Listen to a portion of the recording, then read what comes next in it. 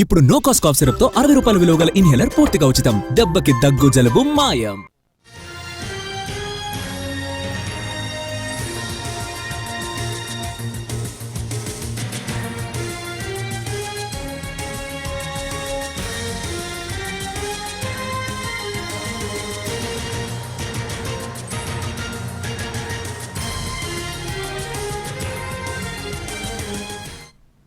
విజయవాడలో విద్యుత్ జేఏసీతో యాజమాన్యం చర్చలు ప్రారంభమయ్యాయి. ఎనర్జీ సెక్రటరీ విజయానంద్తో జేఏసీ నేతలు చర్చిస్తున్నారు. ప్రధాని మోడీ కర్నూలు పర్యటనతో 2 రోజులు సమ్మెను వాయిదా వేయాలని యాజమాన్యాలు విజ్ఞప్తి చేశాయి. దాంతో ఈ నెల 15న చేపట్టాల్సిన సమ్మెను వాయిదా వేసింది జేఏసీ.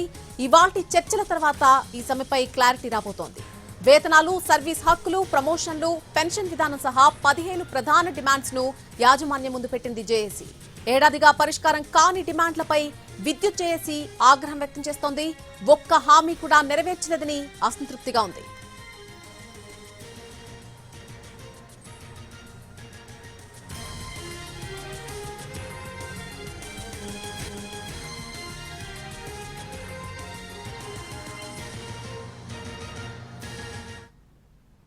విజయవాడలో విద్యుత్ జేఏసీతో యాజమాన్యం చర్చలు ప్రారంభమయ్యాయి. ఎనర్జీ సెక్రటరీ విజయానంద్తో జేఏసీ నేతలు చర్చిస్తున్నారు. ఈ సమావేశానికి సంబంధించి చర్చలకు సంబంధించి పూర్తి అప్డేట్ మా ప్రతినిధి వినయ్ అందిస్తారు. వినయ్, ఈ చర్చల తర్వాతే ఈ సమ్మెకు సంబంధించి ఒక క్లారిటీ రాబోతోందా? విజయవాడ విద్యుత్ సౌధ వద్ద విద్యుత్ జేఏసీతో విద్యుత్ యాజమాన్యం సమావేశమైంది.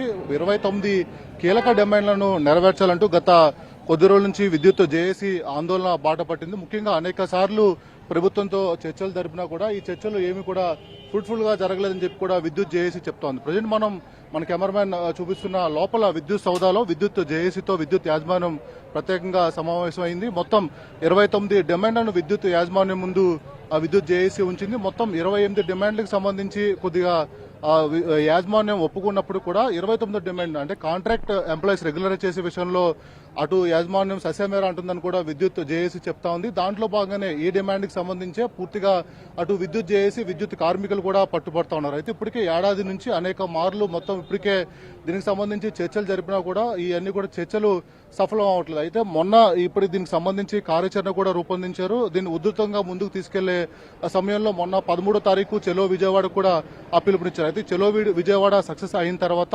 15వ తారీఖు నుంచి సమ్మెకి పిలుపునిచ్చారు. అయితే 15వ తేదీన మొత్తం ఎనర్జీ సెక్రటరీ విజయనంద్ ఒక కీలక సమావేశం జరిగింది. ఈ సమావేశంలో అటు ప్రధాని నరేంద్ర మోడీ వస్తున్నారు కనుక ఒక 2 రోజుల్లో దీన్ని పోస్ట్ పోన్ చేసుకోవాలని చెప్పి కూడా కోరారు. అయితే చూడొచ్చు లోపల చర్చలు జరుగుతూనే మరోవైపు బయట అటు కార్మికులు విద్యుత్ జేఏసీ నేతలు కూడా పెద్ద ఎత్తున ఇక్కడ విద్యుత్ సౌధ వద్దకు చేరుకుంటా ఉన్నారు. అసలు వీళ్ళ డిమాండ్లు ఏంటి వీళ్ళు అడిగి తెలుసుకుందాం. చెప్పండి, అసలు మీ డిమాండ్లు ఏంటి? లోపల చర్చలు జరుగుతున్నాయి, ఈరోజు చర్చలు సఫలం అవుతాయి అనుకుంటారు? ఈరోజు చర్చలు 100% సఫలం అవుతాయని మేము విశ్వాసంతో ఉన్నాము. ఎందుకంటే ఈ రాష్ట్రాన్ని నడిపించే ఈ జేఏసీ యొక్క నాయకత్వం చాలా నిర్దిష్టమైనటువంటి నిర్ణయాలతో ముందుకు వచ్చింది. 25 సంవత్సరాల నుంచి పనిచేసే కాంట్రాక్టు కార్మికులకు న్యాయం చేయాలని, డైరెక్ట్ సంస్థలో విలీనం చేసుకోవాలని, సమాన పనికి సమాన వేతనం ఇప్పించాలని, మరి ఎలాంటి ఏ విధమైనటువంటి కష్టాలతో, శ్రమలతో, బాధలతో ఉన్న కార్మికులకు ఇక మీదట అలాంటి కష్టాలు ఉండకూడదని వారు ముందుకు వచ్చి నడిపించడం జరిగింది. 27,000 మంది కాంట్రాక్టు కార్మికుల జీవితాలు ఈ రోజు ఫలించబోతా ఉన్నాయి. జేఏసీ నాయకత్వం మాకు ఖచ్చితంగా మేలు చేస్తుంది. మరి పక్క రాష్ట్రంలో తెలంగాణలో చూస్తే 2017వ సంవత్సరంలో 25,000 మంది సుమారు కాంట్రాక్టు కార్మికులను సంస్థలు విలీనం చేసుకుని ఈ రోజు వారికి మినిమం మరి ఒక 40 నుంచి 45,000 వరకు దగ్గర 50,000 వరకు జీతాలు వస్తా ఉన్నాయి. వారు మేము అందరం కూడా ఒకప్పుడు ఉమ్మడి ఆంధ్రప్రదేశ్ లో పనిచేసేటప్పుడు అందరము కూడా కలిసి పనిచేశాము. ఈ రోజు వారికైతే న్యాయం జరిగింది. మేమైతే ఈ రోజు అన్యాయంలో మరి బతుకుతా ఉన్నాం. మా భార్య, మా పిల్లలు, మా తల్లిదండ్రులు, మా కుటుంబాలు అరొకర జీతాలతో బతుకుతున్నారు. ఏదైనా జబ్బు వస్తే లక్షలకు లక్షలు, వేలకు ఖర్చు అవుతా ఉన్నాయి. మరి ఏదైనా ప్రమాదం జరిగితే చనిపోతా ఉన్నారు. మరి ఇలాంటి స్థితుల్లో మేము ఎలా బ్రతకాలా, ఎలా జీవించాలా, ఎలాగా మా మడుగును సాగించాలా? మీతో కూడా కలిసి మేము పని చేస్తా ఉన్నాం. విద్యుత్ సంస్థలో పని చేస్తా ఉన్నాం. మరి పర్మనెంట్ ఉద్యోగితో సమానంగా పనిచేస్తా ఉన్నాం. పర్మనెంట్ ఉద్యోగితో సమానంగా పనిచేసేటప్పుడు మాకు సమానమైన జీతం ఎందుకు రాకూడదు? సమానమైన జీతం ఎందుకు ఇవ్వకూడదు? యాజమాన్యం మీరు గొప్పవారు, జ్ఞానవంతులు, విద్యావంతులు, అధికారులుగా ఉన్నారు. మీరు మాకు న్యాయం చేయాలి. మీరు న్యాయం చేసి మా జీవితాలకు, మా కడుపులు నింపగలిగి తెగిన రాబోయే రోజుల్లో ఈ యొక్క విద్యుత్ సంస్థను ఇంకా నూరంతలుగా మంచి వెలుగుతో నింపుతామని, మాకు మీరు మేలు చేస్తే మేము జీవిత కాలమంతా మీకు మేము అనుకుంటామని జ్ఞాపకం చేసుకుంటూ ఈ సమయాన్ని విరమించుకుంటా ఉన్నాను.